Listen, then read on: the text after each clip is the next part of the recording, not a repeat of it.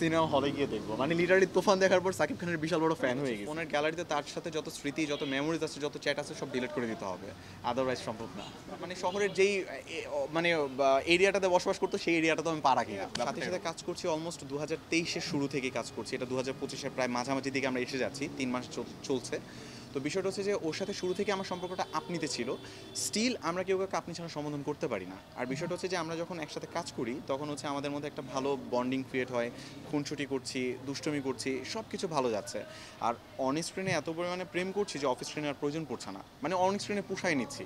That's why of স্ক্রিনে ওরকমভাবে আমাদের কোনোভাবে দরকার হয় না। মানে টিকটক অ্যাপের মধ্যে এরকমটা হয় যে দেখি আমাদের অনেক পিকচার, অনেক ভিডিওস, এগুলোকে বিভিন্ন রকম ক্যাপশন দিয়ে আলহামদুলিল্লাহ, কবুল, অনেক কিছু লেখা থাকে, ওগুলোকে মানুষ রিয়েল ভাবে। মনে হয় যে স্টিল আমি তার জন্য ক্যাপাবল না। তারপর যদি এরকম ফরচুনেট আমি হই যে আমাকে সিনেমার জন্য অ্যাপ্রোচ করছে, আমার কাছে মনে হয় অত বড় সুযোগ আমার কাছে মিলবে না যে আমাকে বলবে তুমি তোমার পছন্দ মতো নায়িকা চুজ করো। এটা যদি বলেও তারপর আমি দায়ভার ডিরেক্টরের উপরেই চাপাই দিব, আমি কোনো কিছু চুজ করবো না। আমার কাছে খুব ভালো লাগে হচ্ছে সাউথ ইন্ডিয়ান একজন অ্যাক্ট্রেস আছে প্রিলীলা, যাকে আমার খুব ভালো লাগে, মানে পার্সোনালি খুব ভালো লাগে, মানে কাইন্ড অফ ফ্রাশ খেয়ে গেছি। বাংলাদেশের সবাইকে আপুদের মধ্যে মনে হয় আর কি, এই জন্য ওরকমভাবে হয় না। আজকে হচ্ছে একটা কাজ করছি নাটক, যেটা হচ্ছে ঈদের জন্য করা হচ্ছে।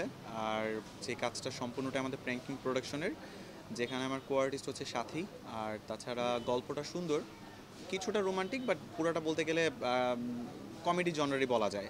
গল্পটাতে আমি একজন টিউটর, লাইক বাসায় গিয়ে স্টুডেন্ট পড়াই, পাশাপাশি হচ্ছে গিয়ে যে স্টুডেন্টকে পড়াই তাকে প্রেম কী করে করতে হয় কিংবা কীভাবে ভালোবাসতে হয় সেটা শিখাই। তো আলটিমেটলি শিখাতে গিয়ে এমনটা হয় মেয়ে সত্যি সত্যি প্রেমে পড়ে যায় এবং তারপর থেকে গল্পের শুরুটা হয়। লাইফে যখন মানে ভার্সিটিতে প্রথম পড়াশোনা শুরু করি তখন আমি হচ্ছে কিছু স্টুডেন্ট পড়াতাম, বাট সেগুলো একদম প্রত্যেকটা ছিল যে আন্ডার 5, মানে ক্লাস 5-এর নিচে পড়তো। আমি কখনোই কোনো বড় স্টুডেন্ট আমার জন্য পাই নাই।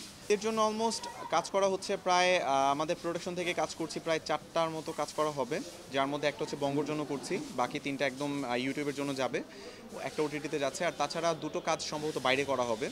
ইচ্ছে ছিল সর্বোচ্চ গেলে 3টা ফ্যান, মানে শাহরুখ খানের ভক্ত। সো একটা কথা এটুকু বলবো যে আমি যখন যার সাথে কাজ করতেছি সে তার সাথে আমি খুবই কমফোর্ট, এবং শাকিব খান আমার খুবই প্রিয় একজন অভিনেতা সিনেমার জন্য। আফরান নিশো ভাইকে তো আসলে নাটক থেকে চেনা, সো ওই হিসেবে খুবই পছন্দের একজন মানুষ। কিন্তু ওই মানে আইডল যে ব্যাপারটা সেটা আসলে বলতে গেলে মানে খুব কাজ করা হচ্ছে লাইক শাহরুখ খানকে ফলো করি কিংবা লিওনার্দো ডিক্যাপ্রিও ওনাকে ফলো করি।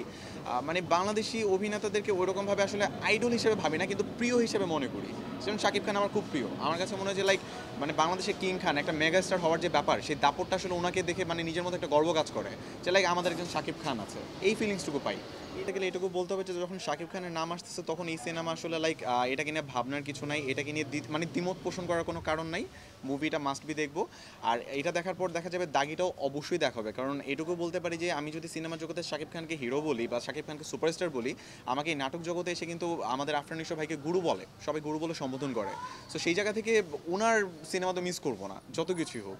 লাইক আমি একজনকে রেখে আরেকজনকে তুলে ধরবো এই সুযোগ আমার কাছে নাই, আমার কাছে দুজনই সেরা, এটা আমার কাছে বলতেই হবে।